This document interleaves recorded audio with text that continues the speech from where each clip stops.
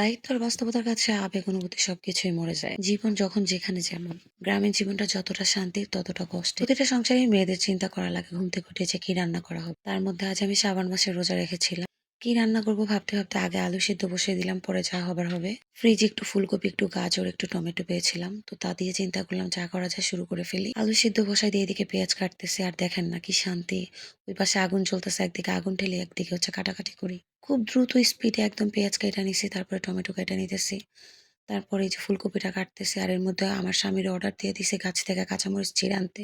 ফুলকপিটা অনেকদিন ধরে ফ্রিজে ছিল, তাই একটু দাগ হয়ে গেছে। আর এই ২টা গাজরও অনেকদিন থেকেই ফ্রিজে ছিল। ফাঁকে ফাঁকে একটু করে চুলায় আগুন ঠেলছি আর একটু করে কাটাকাটি করছি।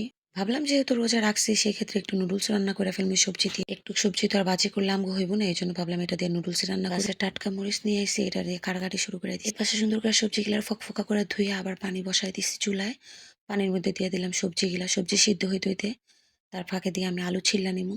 প্রথমে আলু সিদ্ধ বসায় দেখলেনই তো, সব সবজি মবজি পেঁয়াজ মরিচ যা আছে কাইট্টা নিছি। ওগুলা কাটা শেষ হয়ে গেছে, এর মধ্যে আমার আলু সিদ্ধ হয়ে গেছে গা। এই হচ্ছে কাজের সিস্টেম। গ্রাম বাংলায় থাকলে এমন চটপট করে কাজ কাম করতে হয়। তার মধ্যে আলু মালু ছিলা চাটকায় মাটকায় নিছি, যেহেতু আজকে আমি আলুর ডাল রান্না করবো। আপনাদেরকে তো বলাই হয়নি যে আমি আজকে আলুর ডাল রান্না করবো। আলুর ডাল রান্না তো চিন্তা করলাম নিজেরই হাঁস আছে, ঘরে ২টা ডিম আছে, ২টা না ডিম আরো কয়টাই আসছিল। ভাবলাম ২টা ডিম দিয়ে আজকে কাম চালাই দিই। তো ডিমগুলোর আগে ভাইজ্জা নিমু, যেহেতু আলু মালু সব সিদ্ধ করে চটকানো মাটকানো শেষ, মানে থেতলায় মেতলায় নিছি। এখন হইলো গিয়ে এই ডিমগুলারে ভাজমু। তো দেখেন ডিম ভাজতে মানে এটা তো আর গ্যাসের চুলা না, মন চাইলে কমায় দিমু তা তো করা যায় না। একদম পুইরা মুইরা কালা ছাই হয়ে গেছে গা। তাও খুব মজা লাগে। মাটির চুলার রান্নাই মজা।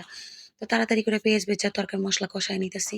আর আলু সিদ্ধগুলা দিয়ে দিলাম। খুব সহজ একটা রেসিপি, কিন্তু খুবই সুস্বাদু আর মজাদার। আর বিপদের সঙ্গী বলা চলে এই রেসিপিটারে। তবে হাই, আজকে হচ্ছে আমার মা এই আলুর ডাল বানাচ্ছে, এই ডিম ভাজি দিয়ে, এই এই লব এই যে পেঁয়াজ দিয়ে, তারপরে টমেটো দিয়ে, মরিচ দিয়ে, গাজর তারপরে গাজর দিয়ে, তারপরে আলু দিয়ে, তারপরে এগুলো পানি দিয়ে এগুলো দিয়ে মারছি, এত মজা হবে বুঝতে পারছি না। আবার লুডুস মারবে এই গাজরের সঙ্গে, এত এত এত খাবার হচ্ছে, এত খাবার মজার খাবার। আমরা দেখতে থাকুন, বাই। এমনি তো মাইয়া কি এর থেকে কি কইলে লোক ঘ্যান ঘ্যান করতেছিল যে আম্মু আমি একটু ভিডিও করবো, আমি একটু ভিডিও করবো, করতে দিলাম। আর এর মধ্যে আমি যে আলুর মধ্যে ঝোল দিছিলাম, জবগুলিকা যখন টকবক করতেছে তখন আমি ভাজা ডিমগুলা দিয়ে দিলাম। ভাজা ডিম দিয়ে দেওয়ার পর আস্তে আস্তে নাড়তে চাড়তে একদম আমার তরকারি হয়ে গেছে। ওই পাশে পানি বহাই দিয়ে লুডুস সিদ্ধ করে নিলাম। আর খুব দ্রুত কাজ করতেছি, কারণ নামাজ পড়তে হবে, নামাজের টাইম হয়ে গেছে। অনেক সময় গেছিল গা। তারপর যাই হোক লুডুসগুলা সিদ্ধ কইরা সবজি ভাজি করা লাগে মসলা কষায় নিছি। সবজিও ভাজি করে লাইছি, লুডুসও দিয়ে দিছি, লুডুস রান্নাও হয়ে গেছে। আর এই পাশে সাইফও খাওয়ার লেগে বইয়া রইছে। আমার মেয়ে তো কইতাছে যে খুব মজা করে খাবো, ওয়াও ডিসুম ডিসুম কত কথা যে কইয়া লাইতাছে। এই মেয়ের পাকনামির শেষ নাই। যাই হোক আপনারা দোয়া করবেন আমার মেয়ের লেগা। আর আমার ভিডিও যদি ভালো লাগে লাইক কমেন্ট শেয়ার করে দিবেন। আল্লাহ হাফেজ।